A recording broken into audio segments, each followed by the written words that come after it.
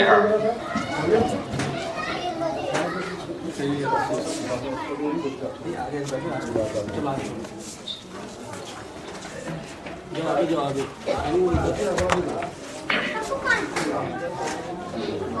لا حول ولا قوة إلا بالله العلي العظيم۔ أعوذ بالله من الشيطان الرجيم، بسم الله الرحمن الرحيم۔ حسبنا الله ونعم الوكيل، نعم المولى ونعم النصير۔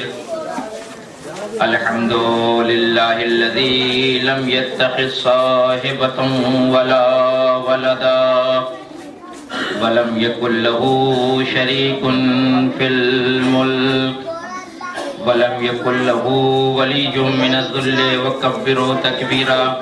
الصلاة والسلام على سيدنا ومولانا بالقاسم محمد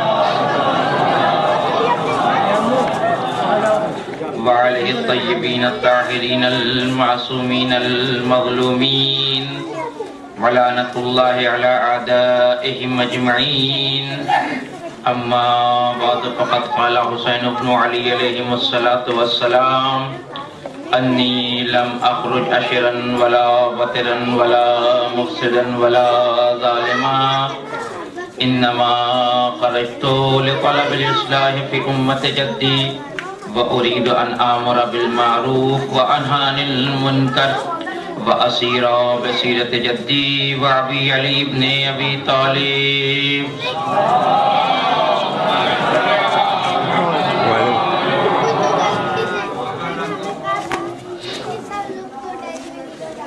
الحمدللہ یہ ہمارے لیے قابل اطمینان بات ہے کہ مولانا عباس صاحب ربلا آج اس مجلس میں تشریف فرما ہے، اور ایک زمانے تک انہوں نے آج کی مجلس کو خطاب کیا اور مومنین کی خدمت کی۔ خداوند کریم سے دعا ہے کہ انہیں طول عمر عنایت فرمائے اور صحت و سلامتی۔ ظاہر ہے کہ میرے لیے واقعی ایک سخت مرحلہ ہے کہ میں ان کی جگہ پہ مجلس پڑھ رہا ہوں، لیکن بہرحال یہ امتثال امر ہے اور ان کی بزرگی ہے کہ وہ آئے۔ ایک صلوات پڑھے محمد والے۔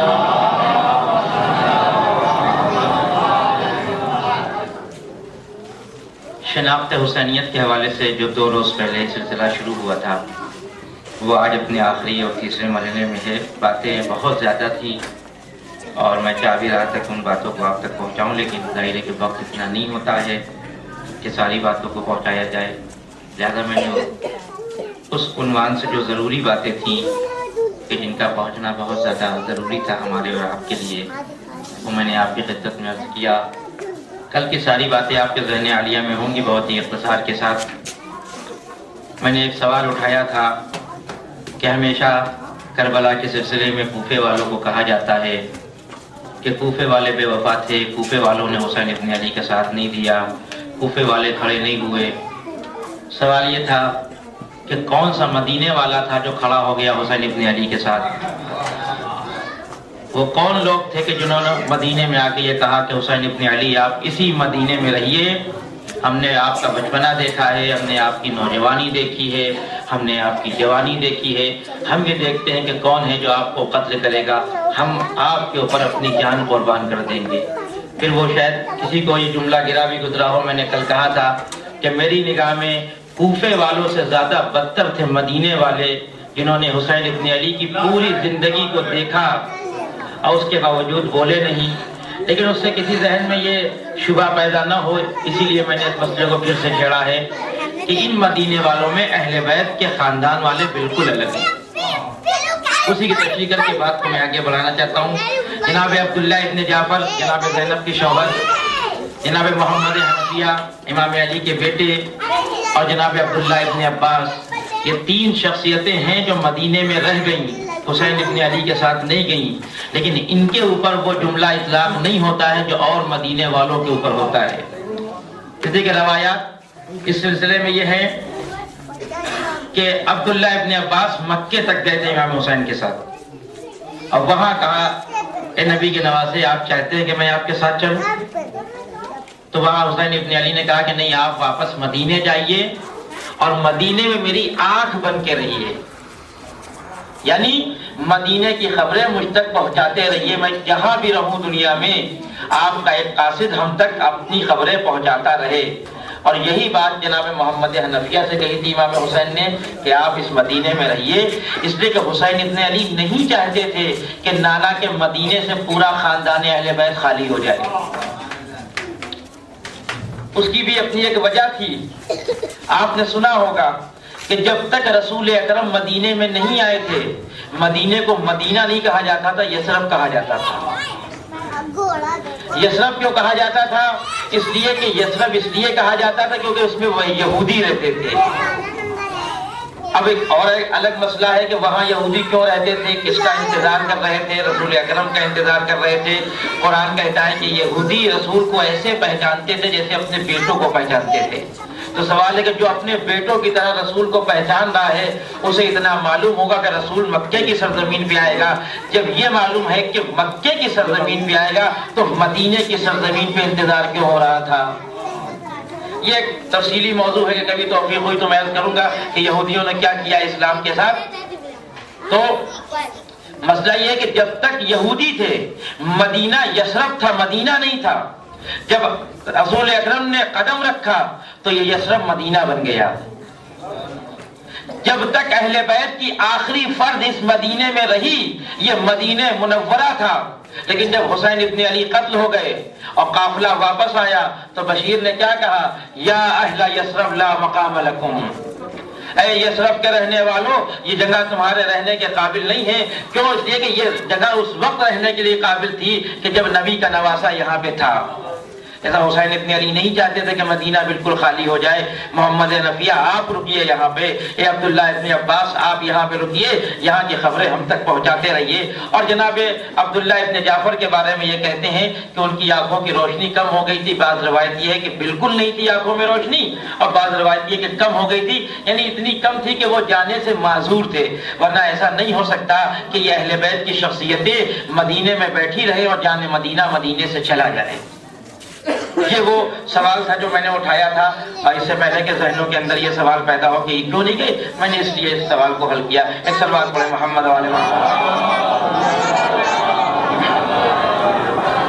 اب میں بات کو یہاں سے آگے بڑھا رہا ہوں ترجمہ کر کے اسی جملے کا کہ امام حسین نے یہ فرمایا محمد حنفیہ سے کہ میرے بھائی، میں نہ کسی خودخواہی کے لیے جا رہا ہوں، نہ کسی خوش گزرانی کے لیے جا رہا ہوں، نہ فساد و ظلم کے لیے جا رہا ہوں۔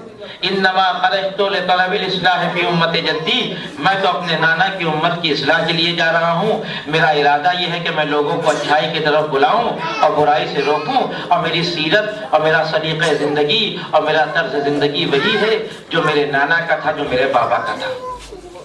کل میں نے آپ کی خدمت میں یاد کیا تھا کہ حسین امت کی اصلاح کیوں کرنا چاہ رہے تھے، جبکہ ساری برائیاں یزید کے وجود میں تھیں، امت کے اندر ساری اچھائیاں پائی جا رہی تھیں، لیکن حسین نے آواز دی کیونکہ اسی امت سے یزید کا وجود پیدا ہوتا ہے، اب میں ایسا کام کروں گا، اس امت کی ایسی اصلاح کروں گا کہ اگر اس امت میں کوئی یزید پیدا بھی ہونا چاہے تو یزید پیدا نہ ہو سکے۔ لیکن یہ کام کیسے کیا؟ سوال یہ ہے، میں مقصد تک آنا چاہتا ہوں، مجھے ایک بہت ضروری بات کہنا ہے اس مجمع سے، مومنین سے، اور جو مومنین یہاں پہ نہیں ہیں ان تک یہ بات پہنچائی جائے کہ حسین نے امت کی اصلاح کی کیسے، حسین نے یزیدیت کی جرت کو دبایا کیسے۔ اس کے لیے دو ہدف ہے، دو وسیلے اختیار کیے، امر بالمعروف اور نہی عن المنکر، اچھائی کی طرف بلانا اور برائی سے روکنا۔ معلوم ہوا کسی بھی امت کی اصلاح کے لیے دو چیزیں ضروری ہیں، اگر اس امت میں اچھائی نہیں ہے تو اسے اچھائی کی طرف بلایا جائے، اگر وہ امت برائی کی طرف جا رہی تو برائی سے روکا جائے۔ آج ہمارے اور آپ کے معاشرے میں جو حسینی معاشرہ کہلاتا ہے، جو عزاداری کا معاشرہ کہلاتا ہے، اگر ہماری عزاداری میں آپ کو لگے کہ کوئی ایسی بات ہے جو شریعت کے خلاف ہے، ہو سکتا بانی جلوس کے خلاف ہو جائے. آپ کی نگاہ میں شریعت ہونا چاہیے, آپ کی نگاہ میں بانی جلوس نہیں ہونا چاہیے. آپ کی نگاہ میں یہ نہیں ہونا چاہیے کہ اگر میں نے یہ بات کہہ دی تو فلاں آدمی ناراض ہو جائے گا. آپ کی نگاہ میں یہ ہونا چاہیے کہ اگر میں نے یہ بات نہیں کی تو یہ ہم اس صف سے نکل جائیں گے جس صف میں حسین ابن علی کے ماننے والے ہوتے ہیں. یہ آپ کو خود طے کرنا ہوگا اپنی مجلسوں کے لیے, اپنے جلوس کے لیے, اپنی شب بیداریوں کے لیے, کہ ایسا تو نہیں کہ مجلسوں میں کچھ خرابی ہے, ایسا تو نہیں ہے کہ جلوس میں کچھ خرابی ہے, ایسا تو نہیں ہے کہ شب بیداری میں کوئی خرابی ہے. وہیں پہ ٹوکیں تاکہ جرأت اظہار دب جائے.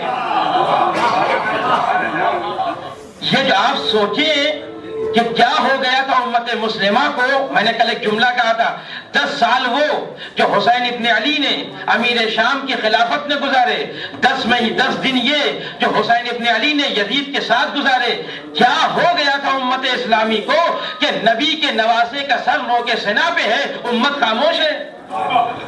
یہ جانتے ہیں کیوں؟ اس لیے کہ امت میں غلط کام ہو رہے تھے, سب مصلحت کی چادر اوڑھے ہوئے بیٹھے تھے.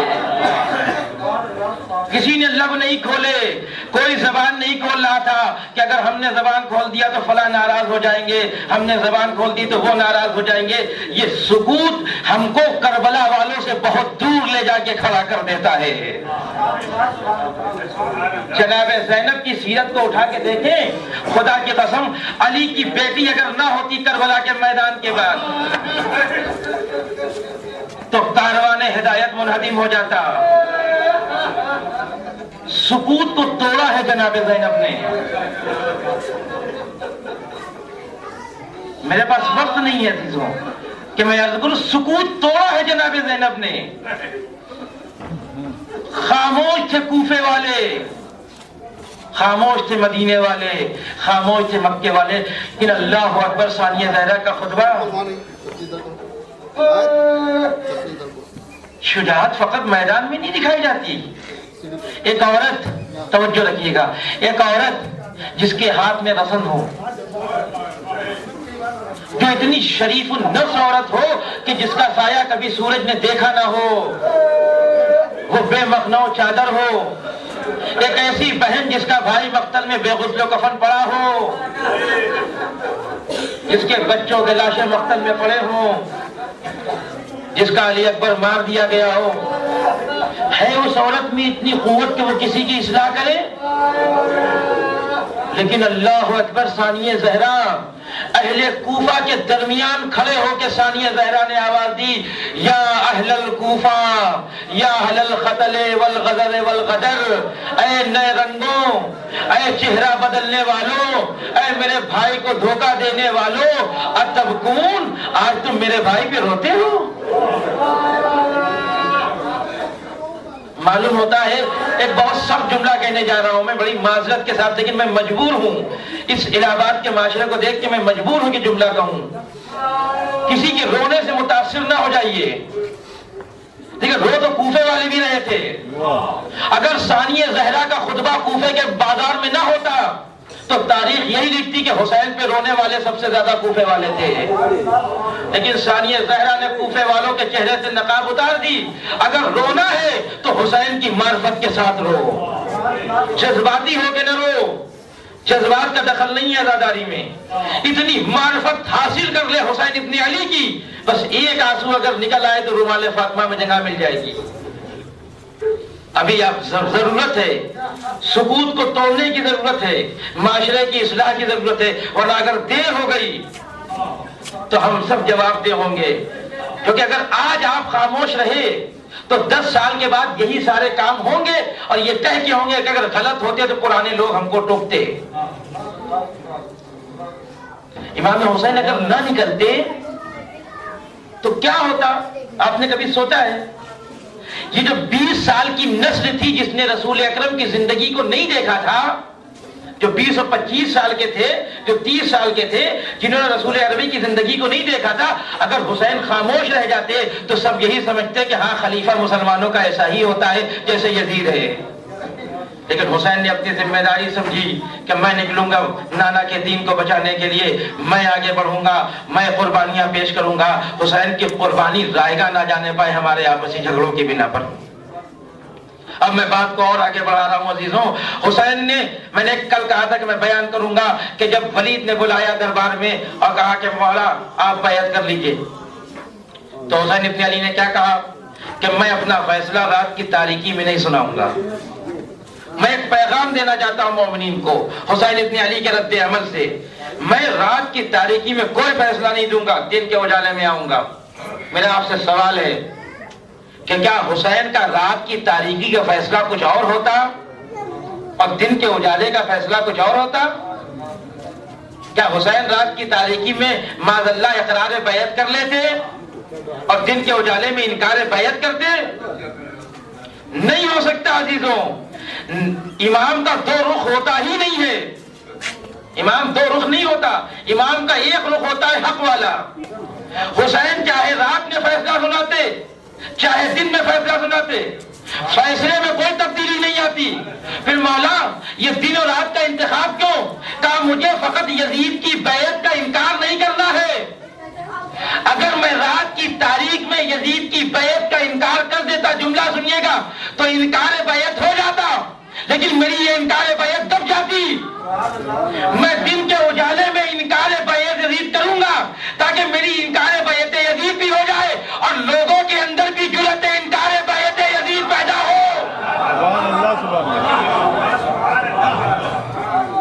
میں فقط خود انکار بیعت نہیں کرنا چاہتا، میں چاہتا ہوں یہ مدینے والے جو خاموش ہیں، یہ مکے والے جو خاموش ہیں، میری بیعت انکار سے ان کے اندر بھی جذبہ بیعت انکار پیدا ہو.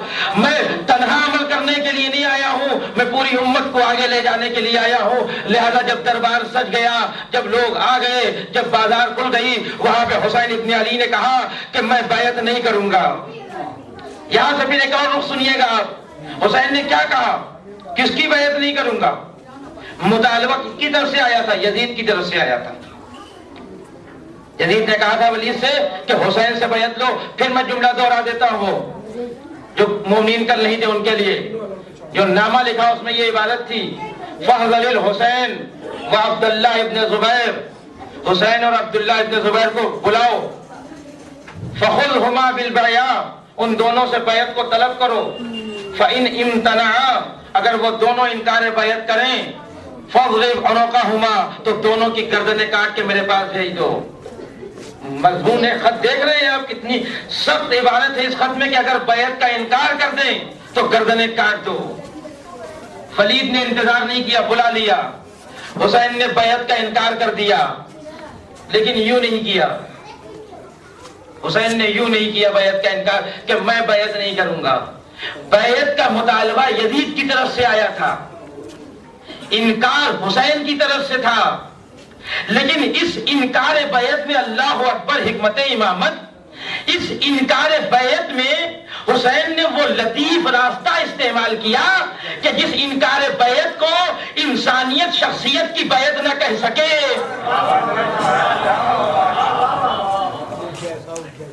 اصل حسین چاہتے ہی نہیں تھے کہ کربلا کی جنگ دو شخصیتوں کی جنگ کہلائے. حسین یہیں سے اٹھانا چاہتے تھے کربلا کو. میں نے کسی مجلس میں کہا تھا کہ امامت کا ہر قدم بڑا پھونک پھونک کے اٹھا. کربلا میں حسین نے ہر کردار کو مکمل نکھارا ہے، کسی کردار کو دبنے نہیں دیا حسین ابن علی نے. حد یہ ہے کہ جون جو حسین کا غلام بن کے آیا تھا، اگر غلامی میں مر جاتا تو دنیا یہ کہتی کہ غلام کا فریضہ ہے کہ آقا پہ جان دے دے، اس کی مجبوری ہے کہ مر جائے. حسین نے جون کے کردار کو ابھارا. جون، میں نے تم کو آزاد کیا، اب آزادی میں جو جان دو گے تو تمہارا کردار نکھار کے سامنے آئے گا. ایک صلوات پڑھے محمد و آل محمد.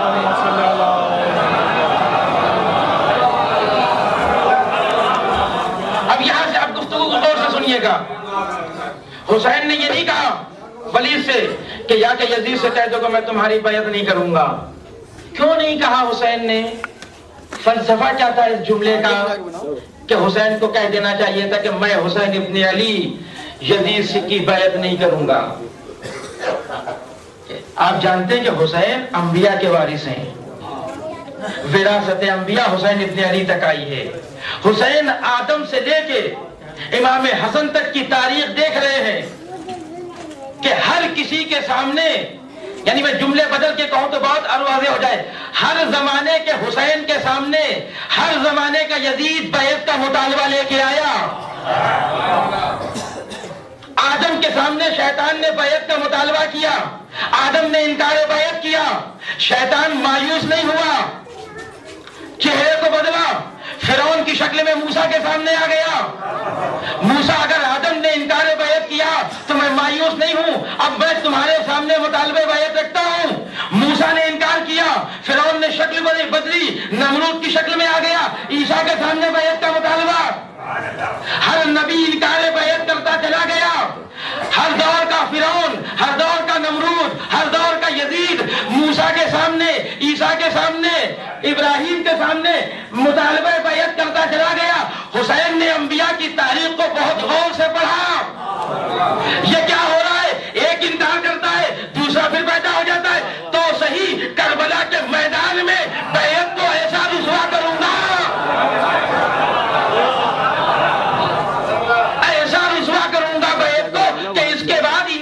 مطالبے بیعت کا سوال ہی پیدا نہیں ہوتا. اس صلوات پڑھے محمد والی.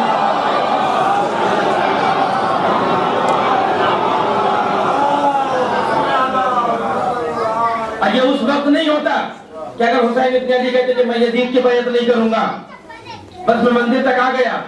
اگر حسین یہ کہتے کہ میں یزید کی بیعت نہیں کروں گا تو کوئی بات نہیں, حسین کا گلا کٹ گیا. یزید ابن جناب امام سجاد سے کہتا, سجاد ہم نے تمہارے باپ سے بیعت کا مطالبہ کیا تھا, انہوں نے انکار کر دیا, اب ہم تم سے بیعت کا مطالبہ کرتے ہیں. حسین نے یہ نوبت ہی نہیں آنے دی. میں انبیاء کا وارث ہوں, میں مطالبہ بیعت کو یہیں پہ ختم کر کے چلا جاؤں گا.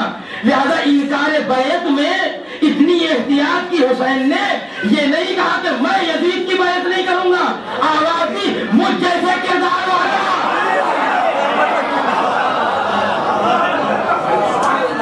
مجھ جیسے کردار والا, تجھ جیسے کردار والے کی بیعت نہیں کرے گا. معلوم ہوا کہ کربلا میں جو انکار بیعت ہوا ہے وہ شخصیت کا نہیں ہوا, کرداروں کا ہوا ہے. اب کرداروں کی بیعت کا انکار ہو گیا, یعنی جب تک یزیدی جیسا کردار ہوگا وہ حسینی جیسے کردار کی سامنے مطالبہ بیعت نہیں کرے گا. بس یہی تو چاہتے تھے حسین کہ جرأتیں پس کر دو یزیدیت کی, تاکہ دوبارہ بیعت کا سوال نہ اٹھے. آپ یہ سوچیں کہ حسین کامیاب ہوئے کہ نہیں, حسین کامیاب ہو گئے, کردار کا انکار کر دیا. مجھ جیسے کردار والا تجھ جیسے کردار والے کی بیعت نہیں کرے گا. یزیدیت کی جرأتیں پستہ ہو گئی, اور اگر پستہ نہ ہوتی تو سید سجاد تو سامنے کھڑے تھے, ہاتھوں میں ہتھکڑیاں تھی, پیروں میں ڈیڑیاں تھی, گلے میں خاردار توپ تھا. یزید رگڑ کے کہتا, سید سجاد ہم نے تمہارے باپ سے بیعت کا مطالبہ کیا تھا, انہوں نے انکار کر دیا, اب میں پھر تمہارے سامنے بیعت کا مطالبہ کرتا ہوں. لیکن ایک غریب, ایک بیمار, ایک قیدی کے سامنے دوبارہ بیعت کا مطالبہ نہ آنا, اس بات کو یزید بھی سمجھتا تھا کہ ان کا انسان کا انکار بیعت شخصیت کا نہیں تھا, کردار کا تھا. کیونکہ سید سجاد کے پہلو میں وہی دل ہے جو حسین کے پہلو میں, جب باپ نے انکار بیعت کر دیا تو بیٹے سے مطالبہ بیعت کا کوئی فائدہ ہی نہیں ہے. اب ایک جملہ سنیے گا, بات کو ختم کر رہا ہوں. مرحوم سید العلماء نے ایک جملہ کہا ہے غداری کے حوالے سے, بہت مشہور ہے, کہ جب ان سے پوچھا گیا کہ بتائیے کہ کربلا کا فائدہ کیا ہے, تو کیا کہا انہوں نے, بہت مشہور جملہ ہے, خدا ان کے اوپر رحمت نازل کرے. انہوں نے کہا کہ کربلا کا سب سے بڑا فائدہ یہ ہے کہ کربلا کے بعد پھر جمعے کی نماز بدھ کو نہ ہو سکے. دیکھیں, اظہار کو چھین لیا حسین ابن علی نے انکار بیعت سے. فن حسین کا یہ نہیں ہے کہ انکار بیعت کر دیا, فن یہ ہے کہ جرأتیں چھین لی. اب میں ایک جملہ دے رہا ہوں آپ کو, یاد رکھیے کہ جہاں جہاں میری آواز جا رہی ہے, سوال یہ ہے کہ کربلا کے بعد حسین نے کیا کر دیا, کس طرح سے انکار بیعت کیا. ایک بہت قیمتی جملہ ہے کہ کربلا سے پہلے ہر امام کے سامنے, ہر نبی کے سامنے بیعت کا مطالبہ آیا, لیکن حسین نے کربلا کے میدان میں بیعت کو اتنا رسوا کیا کہ کربلا کے بعد ہم نے ظالموں کی طرف سے ولی عہدی کی پیشکش دلکش تو دیکھی ہے؟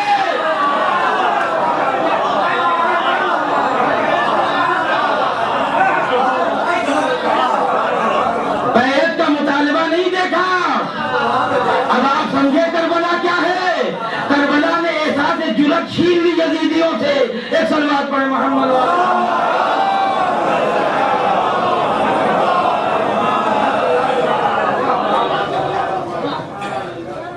یہ ہے حسینیت. اپنے کو حسینی کہنے سے پہلے سوچئے کہ جرأت اظہار ہے کہ نہیں ہے؟ مصلحت پسندی تو نہیں ہے؟ یزیدیوں کو بڑھاوا تو نہیں دے رہے ہیں؟ صرف ماتم کرنے سے کوئی حسینی نہیں ہوتا جب تک فکر حسینی وجود میں نہ آ جائے. میں نے بہت سی مجلسوں میں یہ بات کہی ہے. کسی مجلس کی کامیابی کا معنی یہ نہیں ہے کہ وہاں مجمع زیادہ ہو جائے. نہیں، جس نے یہ معیار بنایا ہے وہ غلط معیار ہے. کسی مجلس کی کامیابی اس میں نہیں ہے کہ جس ذاکر نے مجلس پڑھی ہے اس کے لیے نعرے بہت لگے. جس نے یہ معیار بنایا ہے غلط معیار بنایا ہے. اب ایک جملہ اور کہہ رہا ہوں کہ ہر مجلس کے بعد آپ کو یہ احساس ہونا چاہیے کہ اس مجلس کے بعد حق مضبوط ہوا ہے، باطل کمزور ہوا ہے.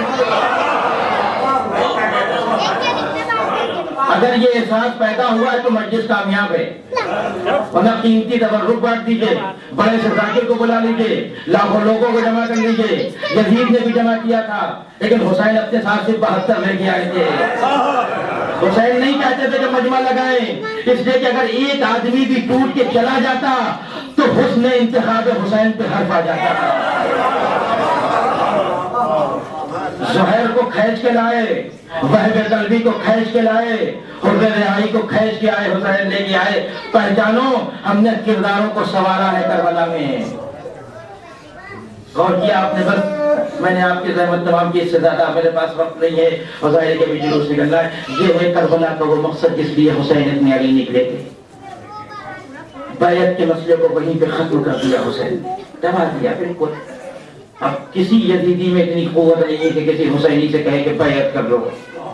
دیکھو حسین کردار کا انکار کر کے چلے گئے. جب تک یزیدی کردار ہوں گے ان کے اندر اتنی جرأت نہیں کہ حسینی کردار کے سامنے بیعت کا مطالبہ.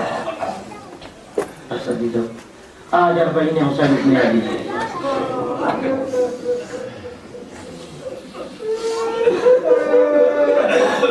بہت اہتمام کرتے ہیں ہم.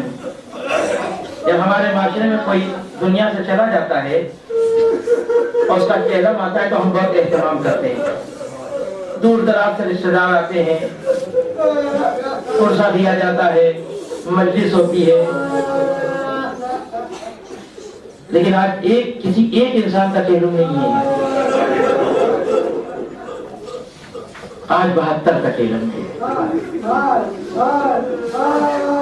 میں نے سال گزشتہ اسی مجلس میں جو مسائل پڑھے تھے فرمائی کہ میں پھر وہی مسائل پڑھوں گا. عجیب و غریب کیفیت تاری ہوتی ہے عزیزوں. میں نے کل رات کی مجلس میں کہا تھا کہ جناب زینب کو گوارا نہیں ہے کہ بھائی سے جدا ہو جائے. شادی کے بعد 3 دن کے بعد حسین ابن علی سے جب ملاقات ہوئی تو حسین نے کیا دیکھا؟ بہن رو رہی ہے. بہن کیوں رو رہی ہو؟ کہ بھیا 3 دن ہو گئے میں نے آپ کو دیکھا نہیں. بہن اور بھائی کی محبت بہت عجیب و غریب ہوتی ہے. پھر حسین جیسا بھائی ہو، زینب جیسی بہن ہو. آئیے تاریخ کے دامن میں چلے تب آپ کو معلوم ہوگا کہ ثانیہ زہرا نے کیسے قربانی پیش کی ہے کربلا میں. میدان احد ہے، جنگ ہو رہی ہے. ظالم کی طرف سے ایک لہجہ آیا جس نے حمیر حمزہ کے جگر کو چیر دیا. حمیر حمزہ کی شہادت واقع ہو گئی میدان احد میں اور ہندہ جگر خارہ نے جگر کو نکال کے کھا لیا. اتنی بے عزتی جناب حمزہ کے جنازے کے ساتھ. جناب صفیہ جناب حمزہ کی بہن تھی، انہیں یہ معلوم ہو گیا کہ بھائی مارا گیا. بہن کی محبت بھی عجیب و غریب ہوتی ہے عزیزوں. جیسے ہی بہن کو معلوم ہوا کہ میرا بھائی احد کے میدان میں مار دیا گیا، جناب صفیہ گھر سے نکلی میدان احد کی طرف. کسی نے رسول اکرم کو آگے بتایا، رسول اللہ غضب ہو گیا، جناب حمزہ کی بہن کو معلوم ہو گیا بھائی مارا گیا۔ رسول اکرم نے کہا جاؤ بہن کو روکو، ایسا نہ ہو کہ بہن بھائی کے جنازے میں آ جائے۔ لوگ گئے لیکن جناب صفیہ میدان احد میں آ چکی تھی۔ لوگوں یہاں کا رسول اللہ غضب ہے، بہن بھائی کے جنازے کے بہت قریب ہے۔ اگر میرے رسول نے جیسے ہی سنا، رسول دوڑے اور اپنی ابا کو اتار کے جناب حمزہ کے جنازے میں ڈال دیا۔ جانتے ہیں کیا؟ لیکن رسول جانتے تھے جب بہن بھائی کے کلیجے کو دیکھے گی تو برداشت نہ کر سکے گی۔ میں کہوں گا رسول اللہ فریاد ہے فریاد، ارے ایک لے کر بڑا میں لے کے آئیے۔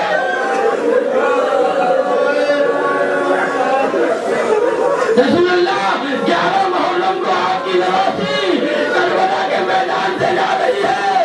رسول اللہ 11 محرم کو حسین کا جنازہ کربلا کے میدان میں پڑا ہے۔ یہ ایک منظر ہے کربلا کا، اور دوسرا منظر میں پیش کروں آپ کو۔ امر ابن اب داؤد کی بہن فوجی اسے گرفتار کر کے لائے رسول اکرم کے پاس۔ رسول نے پوچھا اس سے کوئی تکلیف تو نہیں ہوئی؟ اس نے کہا رسول اللہ کچھ تکلیف نہیں ہوئی، آپ کے سپاہی مجھے بہت عزت و احترام کے ساتھ لے کے آئے، لیکن ہاں ایک قلق ہے مجھے۔ کہا کیا؟ کہا مجھے ادھر سے لایا گیا جدھر میرے بھائی کا لاشا پڑا تھا۔ جانتے ہیں رسول کا چہرہ سرخ ہو گیا، ابو ذر کو بلایا اور آواز دی، اے ابو ذر تمہیں شرم نہیں آتی؟ ارے کسی بہن کو ادھر سے لایا جاتا ہے جدھر اس کے بھائی کا لاشا پڑا ہو۔ اے رسول اللہ عمر بن اب داؤد کے جسم کے ٹکڑے نہیں ہوئے تھے، لیکن بہن برداشت نہ کر سکی۔ ہائے ساریہ خدا آپ کی آوازوں پر رحمت نازل کرے۔ البعید حسینی ہے، آئیے وقت کے امام کی خدمت میں چلے۔ مولا حسین کے البعید کا مرزا قبول کریے، مولا علی اکبر کا مرزا قبول کریے، مولا عباس دلاور کا مرزا قبول کریے۔ مولا یہ چاہنے والے آئے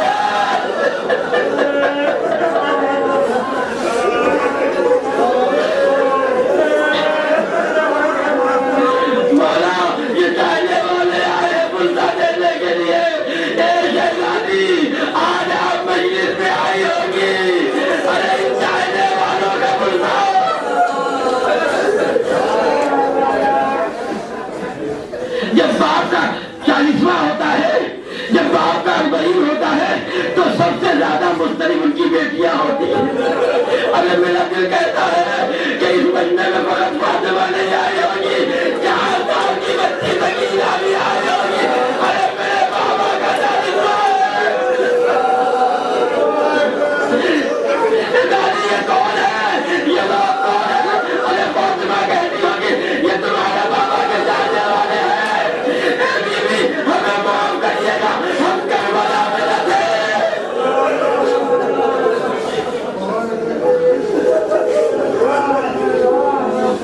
کھولیے آپ نے بہن اور بھائی کا مسئلہ کیا ہوتا ہے۔ میں بس اتنا عرض کرنا چاہتا ہوں کہ کربلا میں ظالموں نے حسین کے لاشے کے ساتھ کیا کیا۔ باقی اربعین کے مصائب آپ سنتے رہیں گے ذاکرین سے، پورے دن تقریریں ہوں گی، ماتم ہوگا۔ بس میں یہ بات کہہ کے اپنی بات کو ختم کر دوں گا کہ کربلا کے میدان میں ظالموں نے حسین ابن علی کے ساتھ کیا کیا۔ مرحوم آیتی نے کتاب لکھی ہے بررسی عاشورہ، اس میں وہ نقل کرتے ہیں کہ کربلا میں یزید نے پیسے دے کے لوگوں کو لاشوں کو پامال کرنے کے لیے بلایا تھا۔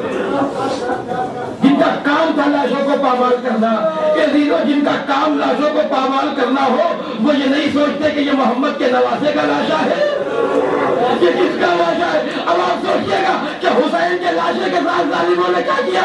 ارے زینب جیسی بہن جو بھائی کو پرچھائی سے پہچان لے، ارے زینب جیسی بہن جو بھائی کے لیے جان قربان کر دے، جب 11 محرم کو یہ قافلہ چلنے لگا تو ظالموں نے کربلا کی طرف سے گزارا، جدھر شہداء کے لاشیں پڑے تھے، ارے ہر بیوی نے اپنے والد سے اپنے کو گرا دیا، لیلا نے علی اکبر کا ماتم کیا، ام فروا نے قاسم کا ماتم کیا، زینب پریشان ہے، ارے مقتل میں میرے بھیا کا لاشا کا ہے، اپنے کو اونٹ سے گرایا، ایک لاش کے قریب آئی، حسین کو بڑے پہچان نہ سکی، ارے اتنے ٹکڑے کر دیے تھے ظالموں نے،